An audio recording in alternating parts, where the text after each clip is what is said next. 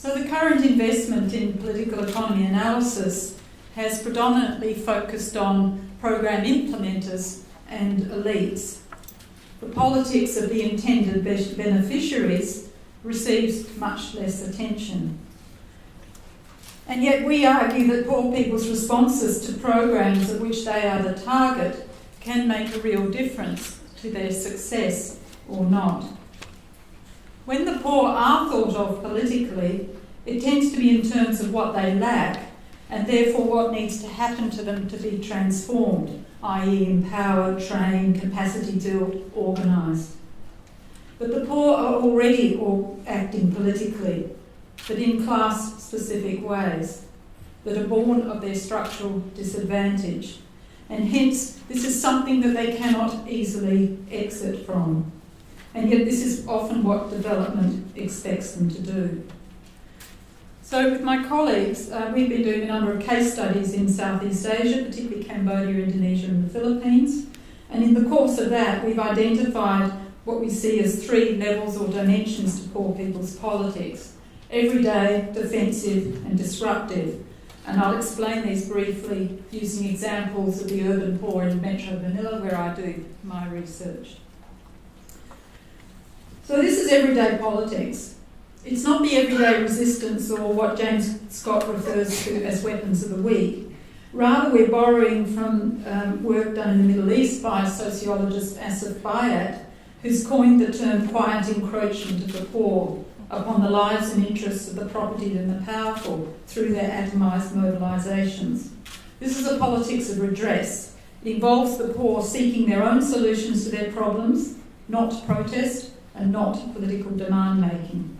It's without clear organisation, leadership or ideology. So the example here, informal occupancy, in this case of public land but also occurs on private land, consequent tapping into services, electricity and water, payment of bribes to officials and criminal syndicates, and I would add opportunistic involvement in participatory processes done without any real commitment by the poor, but in order to make a real material gain, e.g. get a free meal or maintain good relations with local officials. The second level is defensive politics, directed at holding on to what has already been gained, hence a reaction to immediate threats, generally on a local scale, typically urban poor communities, threats of demolition.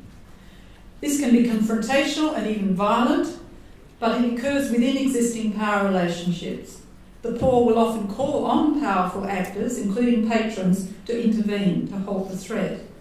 When there is the opportunity and when they are aware of them, defensive politics can involve utilising donors' complaint mechanisms, but often with insistence of NGOs.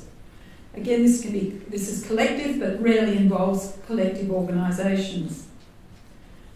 Now, disruptive politics. This is where the poor start to think differently about their circumstances. Their identities shift and they seek to disrupt existing power relations and agendas rather than manoeuvre within them.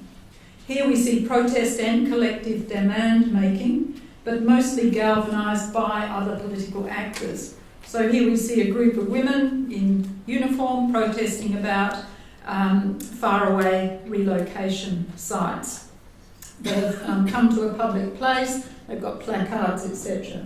This was organised by NGOs. So NGOs in particular can turn defensive politics, the previous slide, around a specific threat into disruptive politics, such as we see here. However, disruptive politics for the poor often arises as a result of critical junctures, an election, media attention, a flood, for example, and accordingly it is not sustainable. So I want to make a few points arising from these. The first one is that disruptive politics and collective organisation by the poor is rare, yet frequently the poor's political empowerment is seen to be measured by strong organisations. And I've lost count of the many times in which development actors think the immediate response is to organise the poor. Poor people's politics prioritise achieving tangible and immediate gains, Hence, it's highly instrumental rather than ideological in nature. In order to achieve what they want, poor people will pursue multiple strategies, and they need to do this to hedge their risks. This also applies to relationships. They can at the same time be dealing with progressives, with NGOs, with reformers, but at the same time with patrons and police. And this is despite the fact that each of these groups demand loyalty from the poor and expect them to come in behind them. Finally, poor people will respond to new spaces of political opportunity, elections, new technologies, regime change, natural disaster, but again, generally opportunistically, and again with a view to hedging their bets. And I'm going to provide some examples of the way in which everyday politics intervened with a program in Metro Manila to relocate informal settlers from floodwaves, over 100 households involved. This was a government program that involved the World Bank, DFAT and the Asia Foundation.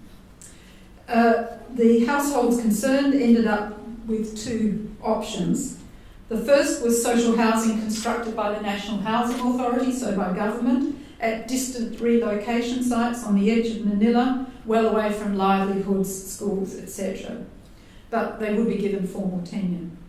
Or participate in NGO-facilitated participatory capacity building processes to eventually build in-city medium-rise housing. Disruptive politics wasn't an option here because largely the NGOs weren't interested in pursuing that. They were buying into the program as it had been in part a result of their own advocacy. Now, not all the householders had both options before them, but among those who did, surprisingly large numbers took the first option, i.e. to relocate to the government-provided housing. And this was surprising given that it was the second option of in-city relocation that informal settlers overwhelmingly prefer. So what explains this? Well, briefly, the National Housing Authority houses were completed first. So distant relocation was the only tangible option available in the immediate term. Informal settlers were told they would miss out if they didn't take up that option when it was presented to them, so many did, despite their considerable concerns about relocating. This meant that NGOs found it often very difficult to recruit for their participatory planning processes. They had nothing concrete to offer in the immediate term, only the promise of funds to assist householders in their endeavours.